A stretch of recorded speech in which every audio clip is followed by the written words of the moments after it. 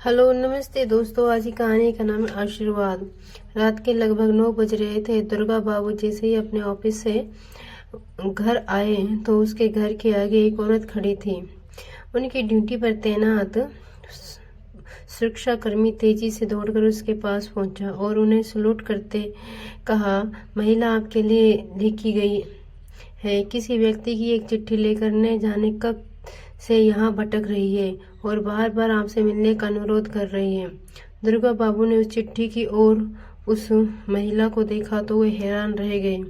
कौन सी थी वो औरत और कहाँ और वहाँ क्यों आई थी और किसकी थी वे चिट्ठी? रात तकरीबन 9 बजे ऑफिस से लौटने की क्रम में दुर्गा बाबू की चमचमाती कार जैसे ही उसके घर की मुख्य फाटक में घुसी। ड्यूटी पर तैनात सुरक्षाकर्मी तेजी से दौड़कर उसके पास पहुंचा और उन्हें सलूट करते हुए कहा, साहब, एक महिला आपके लिए लिखी गई है। किसी व्यक्ति की एक चिट्ठी लेकर न जाने कब से यहाँ भटक रही है और आपसे बार बार अनुरोध कर रही है। मेरे मना करने के बाद भी यहाँ से जा ही नहीं रही है। इसके साथ उसका एक छोटा बच्चा भी है। दुर्गा बाबू ने गार्ड की बातों को सुनकर आश्चर्य से उस महिला को अपने पास बुलाया और उससे जानना चाहा, आप कहाँ से आई हैं और मुझसे क्यों मिलना चाहती हैं? किसने मुझे ये चिट्ठी लिखी है? तब कपकपाते हाथों से महिला ने बिना कुछ ज़्यादा बोले दुर्गा बाबू को एक चिट्ठी पकड़ाते और फिर धीमी आवाज में बोली, साहब, मैं भागन बड़ी भयानक मुसीबत में हूँ। तत्काल आपकी मदद चाहिए। आपके पिताजी ने मुझे ये चिट्ठी देकर आपके पास भेजा है। मेरा इकलौता बेटा बहुत बीमार है। इसे किसी भी तरह किसी सरकारी अस्पताल में भर्ती करवा दीजिए। आपका जीवन भर उपकार रहेगा। गांव में उसके इलाज की समुचित व्यवस्था नहीं होने के कारण मजबूरी में मैं आपके पास आई हूँ। चिट्ठी लेते हुए दुर्गा बाबू जी के सामने अपने दोनों हाथ जोड़कर खड़ी हो गई। दुर्गा बाबू उस चिट्ठी को ध्यान से पढ़ा और कुछ पल के बाद अत्यंत गंभीर वे शांत हो गए। उसके बाद वह मेली कुचली साड़ी पहनी कभी उस महिला की तरफ देखते तो कभी उस चिट्ठी को। कुछ देर तक गहरी चिंता में दुर्गा बाबूजी निर्विघ्न कुछ सोचते रहे। दरअसल उस चिट्ठी के साथ साथ वह महिला अपने गंभीर रूप से बीमार बच्चे को लेकर उसके पास इलाज हेतु मदद के लिए अपने गांव से शहर पहुंची थी। दुर्गा बाबू ने इसे क्षण अपने सुरक्षाकर्मी को बोलकर उस महिला और उसके बीमार बच्चे के लिए अपने गेस्ट रूम में रहने का प्रबंध करवाया और फिर वहीं कुछ देर बाद दोनों के लिए भोजन की व्यवस्था की। महिला ने पुनः उनसे विनती करते हुए कहा, साहब, भगवान के लिए मेरी सहायता कीजिए।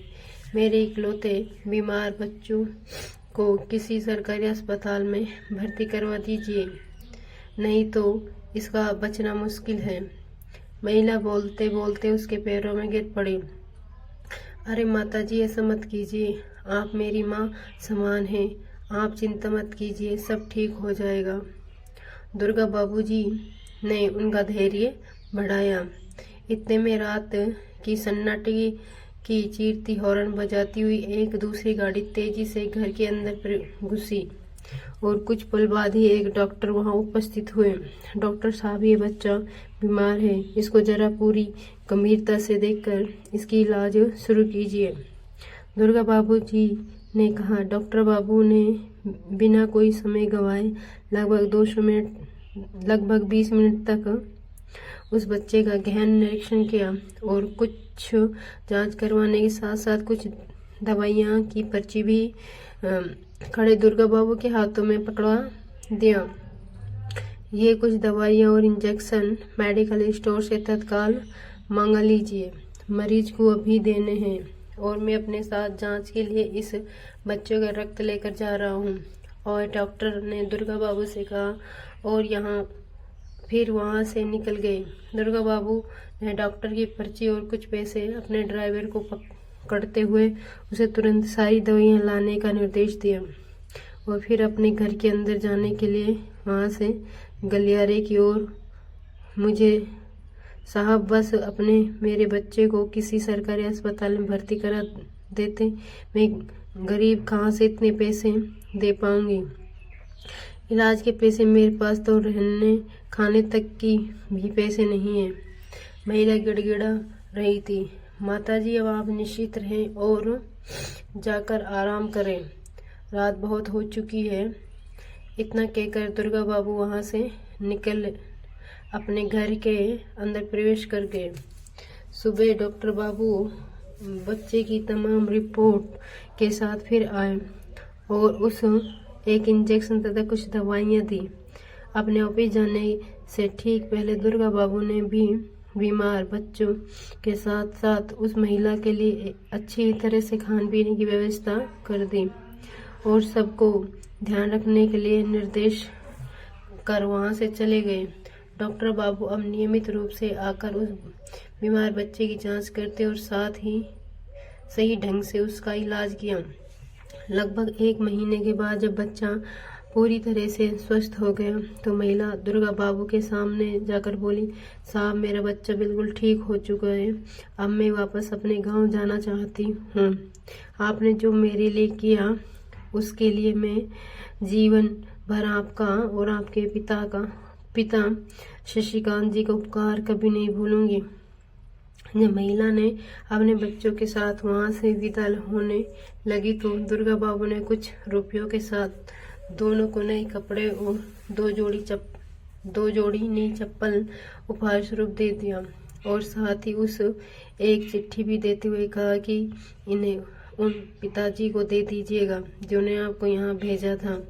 महिला हाथ जोड़कर कृतज्ञता का भाव प्रकट करते हुए उन्हें लगातार अनभिज्ञ आशीर्वाद देते हुए वहां से चल पड़े। ठीक दूसरे ही दिन अपने गांव पहुंच शशिकांत जी को वह चिट्ठी देते हुए महिला ने दुर्गा बाबू की बहुत तारीफ करने लगी।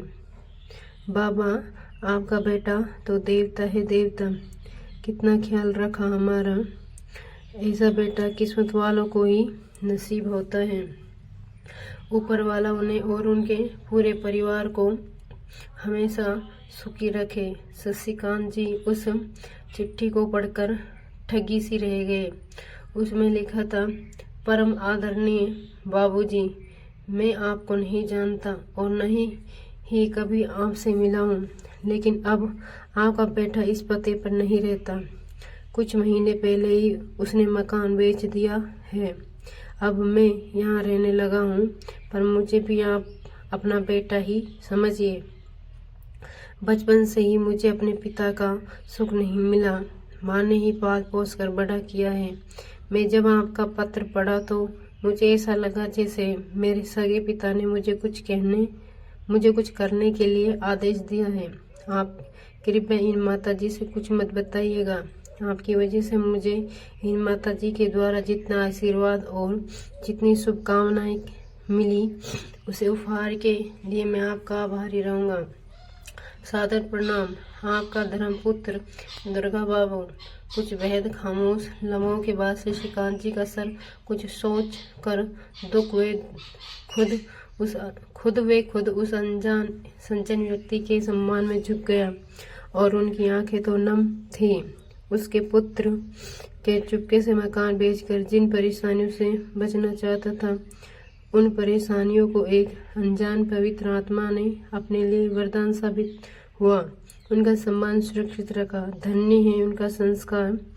तो दोस्तों, आपको ये कहानी कैसी लगी कमेंट में अपनी राय जरूर दें।